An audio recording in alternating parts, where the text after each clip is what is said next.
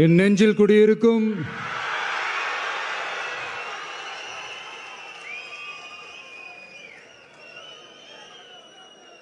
என்னுடைய தோழர்களுக்கும் தோழிகளுக்கும் தமிழக மக்களுக்கும் என்னுடைய வணக்கம்.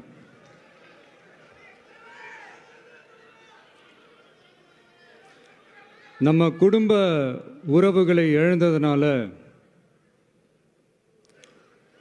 சொல்ல முடியாத வேதனையிலும் வலியிலும் இவ்வளோ நாளாக இருந்தோம். அப்படிப்பட்ட அந்த சூழலில் நம்ம சொந்தங்களின் மனம் பற்றி இருக்க வேண்டியது நம்மளுடைய கடமை. அதனால தான் அவங்களோட சேர்ந்து அமைதி காத்து வந்தோம். ஆனால் இப்படி அமைதி காத்து வந்த நேரத்தில் நம்மளை பற்றி வன்ம அரசியல் வலைகள், அர்த்தமற்ற அவதூறுகள்னு இந்த மாதிரி நிறையா விஷயங்கள் நம்மளை பற்றி பின்னப்பட்டன, பரப்பப்பட்டன. இது எல்லாமே சட்டம் மற்றும் சத்தியத்தின் துணை கொண்டு துடைத்து எறிய தான் போகிறோம்.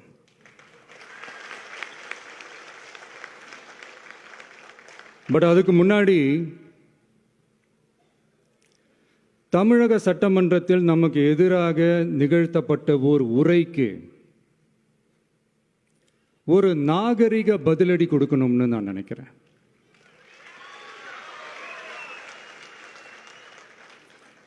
அரசியல் செய்ய விருப்பமில்லை, அரசியல் செய்ய விருப்பமில்லைன்னு அடிக்கடி சொல்ற முதல்வர் நம்மளை குறிப்பிட்டு பல்வேறு அவதூறுகளை பதிவு செய்வதன் வாயிலாக பெருந்தன்மையை பேரளவில் மட்டுமே பேசும் முதல்வர் 15/10/2025 அன்னைக்கு தமிழக சட்டமன்றத்தில் நமக்கு எதிராக பேசிய பேச்சில் எவ்வளவு வன்மத்தை கக்கியுள்ளார் என்பதையும்,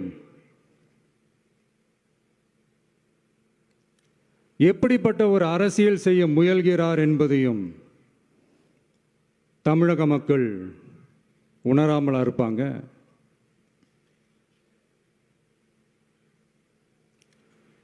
இந்த கரூரோட சேர்ந்து 5-6 மாவட்டத்துக்கு இந்த மக்கள் சந்திப்பு நிகழ்ச்சிகள்லாம் நடத்தியிருக்கிறோம், போயிருக்கிறோம்.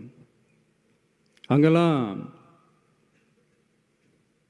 இந்த லாஸ்ட் மினிட் வரைக்கும் எங்களுக்கு அந்த இடம் கொடுப்பாங்களா மாட்டாங்களா, பெர்மிஷன் தருவாங்களா மாட்டாங்களா, இப்படியே இழுத்து அடிச்சுக்கிட்டு இருப்பாங்க. தான் நாகப்பட்டினத்தில் சொன்னது மாதிரி தான். நாங்கள் ஒரு இடம் செலக்ட் பண்ணி கேட்போம், மக்கள் நல்லா ஸ்பேஷியஸாக நின்று பார்க்குற மாதிரி. பட் அவங்க அதையெல்லாம் ரிஜெக்ட் பண்ணிவிட்டு மக்கள் நெருக்கடியோடு நின்று பார்க்குற மாதிரி ஒரு இடத்த செலக்ட் பண்ணி எங்களுக்கு கொடுப்பாங்க. இது டிஃபால்ட்டாக எல்லா இடத்துலையும் இந்த ஒரு ஆர்கியூமெண்ட் நடந்துகிட்ருக்கோன்னு வைங்க. அது மட்டும் இல்லை, இந்தியாவிலேயே எந்த ஒரு அரசியல் கட்சி தலைவருக்கும் கொடுக்கப்படாத கண்டிஷன்ஸ். பஸ்ஸுக்குள்ளேயே இருந்து பார்க்கணும், மேலே கை காட்டக்கூடாது, இப்படிலாம் ஒரு அதீத கட்டுப்பாடுகளை கொடுத்த உடனே எங்கள் சைட்லேருந்து ஒரு அறிக்கையும் வெளியிட்டோம். அது மட்டும் இல்லை, தமிழக வெற்றி கழகம் சார்பாக அனைத்து கட்சிகளுக்கும் சமமாக ஒரு முறையான ஒரு பொது வழிகாட்டு முறைகள், SOPஸ்ன்னு சொல்லுவாங்க, அதையும் வழங்கணும்னு சொல்லி உயர்நீதிமன்றத்தையும் நாடி இருக்கணும். இதுவும் தமிழக மக்கள் உணராமலா இருப்பாங்க. இப்படி ஒரு அரசியல் காழ்ப்புடன், நேர்மை திறனற்று நம்மளை பற்றி குற்றம் சாட்டியுள்ள குறுகிய மனம் கொண்ட முதல்வர் அவர்களுக்கு ஒரு சில கேள்விகள். உச்சநீதிமன்றத்தில், அதாவது 13/10/2025 அன்னைக்கு உச்சநீதிமன்றத்தில் நடந்த அந்த விவாதங்களை வைத்தும் அந்தந்த உத்தரவுகளை வைத்தும் இந்த கேள்விகள். இப்படி பொய் மூட்டைகளாக நம்மளை பற்றி இந்த அவதூறுகளை அவிழ்த்து விட்ட முதல்வர் அவர்களுக்கும் திமுக அரசுக்கும் சார்பாக கோடிகளை கொட்டி அமர்த்தப்பட்ட அறிவார்ந்த வழக்கறிஞர்கள் அவங்க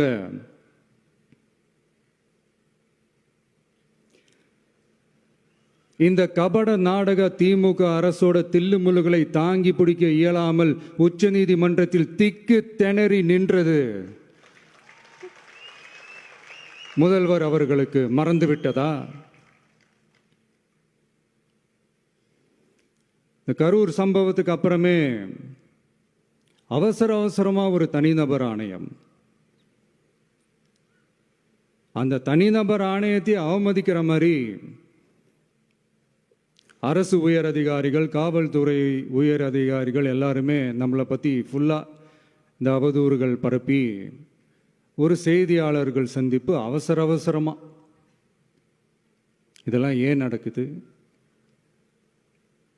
எதுக்காக நடக்குது அப்படின்னு ஒட்டுமொத்த தமிழக மக்களும் கேள்வி கேட்க ஆரம்பிச்சாங்க. இதுவும் தமிழக முதல்வர் மறந்துட்டாரா? அதுக்கப்புறம் அந்த தனிநபர் ஆணையத்தை தலையிலேயே கொட்டி வீட்டுக்கு அனுப்பிச்சிட்டாங்க. அது வேறு விஷயம்.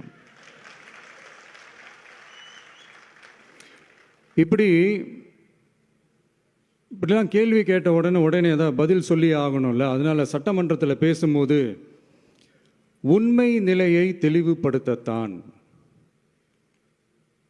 அப்படின்னு ஏதோ இந்த சட்ட ரீதியாகவும் சத்தியத்திற்காகவும் நடந்தது போல ஏதோ சாமர்த்தியமாக பேசுகிறதா நினச்சி பேசியிருக்காங்க. இப்படி ஒரு 50 வருஷமாக பொது வாழ்க்கையில் இருக்கிற ஒருத்தவங்க ஒரு முதல்வர் அவர்கள் சொன்னது எவ்வளவு பெரிய ஒரு வடிகட்டின பொய், சப்பை கட்டுன்னு நான் சொல்லலை, உச்ச நீதிமன்றம் சொல்லியிருக்கிறாங்க. அவங்க சொன்னதெல்லாம் கொஞ்சம் என்னன்னு கொஞ்சம் லைட்டாக பார்ப்போமா?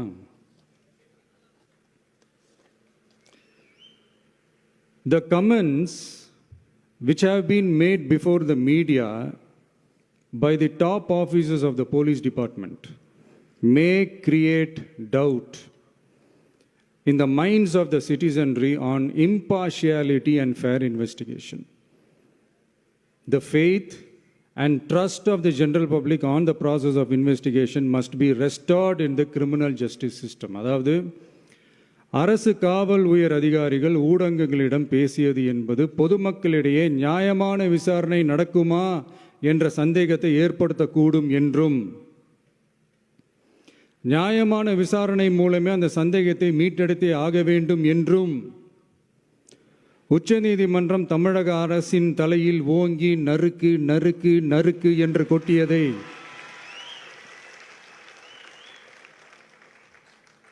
முதல்வர் அவர்கள் மறந்துட்டாரா?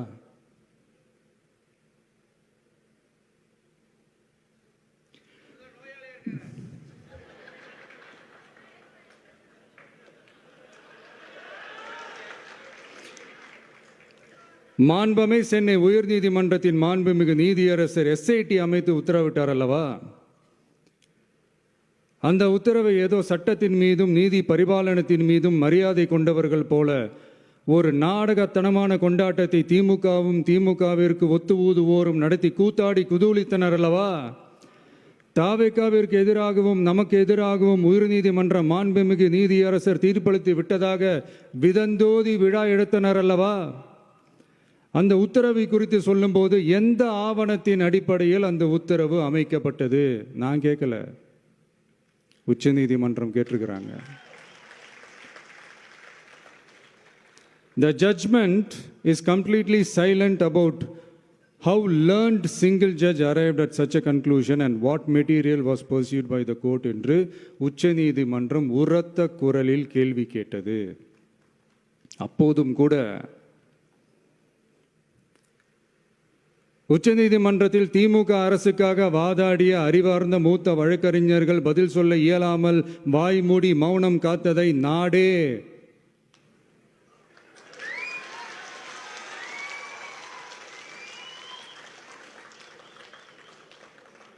பார்த்ததல்லவா? இதையும் முதல்வர் அவர்கள் மறந்துட்டாரா?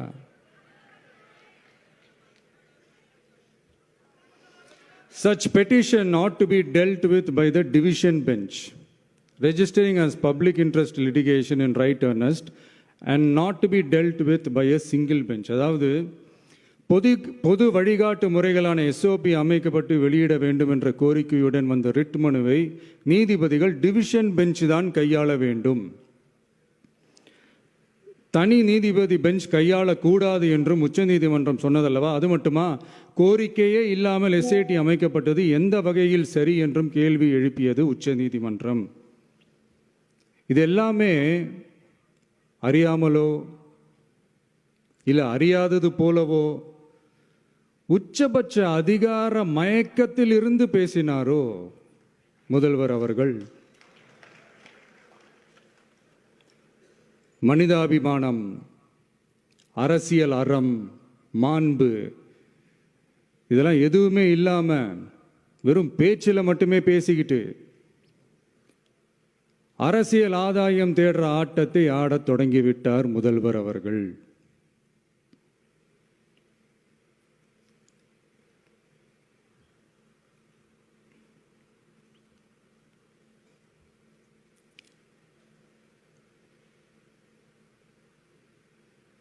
இதெல்லாம் என்ன அவங்களுக்கு புதுசா? என்ன 1969க்கு அப்புறமே எப்போ கட்சி அவங்க கைக்கு வந்ததோ, இன்னும் குறிப்பாக சொல்லணும்னா 1972க்கு அப்புறம் கேள்வி கேட்க ஆளே இல்லாமல் போச்சுல்ல, அதுக்கப்புறமே இந்த திமுக தலைமை இப்படி தானே இருக்குது. இப்போ நாங்கள் கேட்டோமே இந்த சில கேள்விகள், இதெல்லாம் நான் கேட்கல, சுப்ரீம் கோர்ட் கேட்டிருக்கு. இதனால் என்ன புரிய வருது? இந்த கவர்மெண்ட் நடத்துகிற அந்த விசாரணை மேலே சந்தேகம் ஏற்படுதுன்னா அதுக்கு என்ன அர்த்தம்? உங்கள் மேலே நம்பிக்கை இல்லைன்னு அர்த்தம்.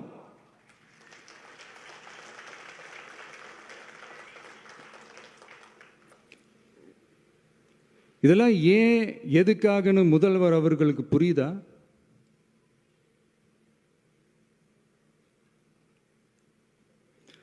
சுப்ரீம் கோர்ட் சொன்னதோட மட்டும் இல்லை, நிஜத்திலும் இன்னைக்கு மக்களுக்கு இந்த கவர்மெண்ட் மேலே இருக்கிற நம்பிக்கை மொத்தமாக மண்ணுக்குள் புதைந்து விட்டது. இதுவாவது முதல்வர் அவர்களுக்கு புரியுதா? புரியலனா 2026 தேர்தலில் இந்த திமுக தலைமைக்கு மக்கள் இன்னும் ஆழமா அழுத்தமா புரிய வைப்பாங்க. அப்போ கூட இவங்க என்ன பண்ணுவாங்க தெரியும்ல, 5 வருஷத்துக்கு ஒரு வாட்டி பழக்க தோஷத்தில் ஒரு அறிக்கை ஒன்று வெளியிடுவாங்களே, மக்கள் தீர்ப்புக்கு தலை வணங்குகிறோம் அப்படின்ட்டு அந்த அறிக்கையை வெளியிட்டுட்டு இப்போ அறிவாலயத்தில் போய் ஓடி ஒளிஞ்சுப்பாங்க. இப்பவே ரெடி பண்ணி வச்சுக்கோங்க அந்த அறிக்கையை. எப்படி? மக்கள் தீர்ப்புக்கு தலை வணங்குகிறோம்.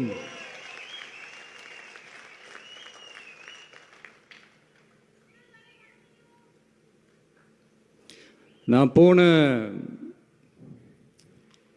பொதுக்குழுவில் சொன்னதை தான் இங்கே நான் திரும்பவும் சொல்கிறேன். இயற்கையும் இறைவனும் நம் தமிழக சொந்தங்களின் வடிவில் மாபெரும் மக்கள் சக்தியை நம்ம கூடவே நிற்கும் போது எம் மக்களுக்கான அரசியலை தடுப்பவர் எவர்? அதனால தோழர்களே, நமக்கு வந்திருக்கிற இந்த இடையூறு வெறும் டெம்பரவரி மட்டும்தான். எல்லாத்தையும் தகர்த்தெறிவோம், மக்களோட கை கோர்த்து நிற்போம், மக்களோட களத்தில் போய் நிற்போம். நம்ம பயணத்தில் தடம் மாறவே மாட்டோம். இப்பவும் சொல்றேன், 2026ல் 2 பேருக்கு நடுவில் தான் போட்டியோ. ஒன்று, இன்னொன்று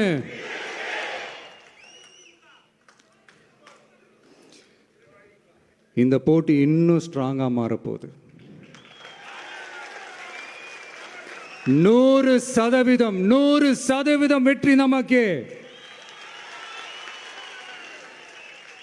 வாகை சூடுவோம், வரலாறு படைப்போம், கான்பிடென்டா இருங்க, நல்லதே நடக்கும், வெற்றி நிச்சயம். மீண்டும் சந்திக்கும் வரை நன்றி, வணக்கம்.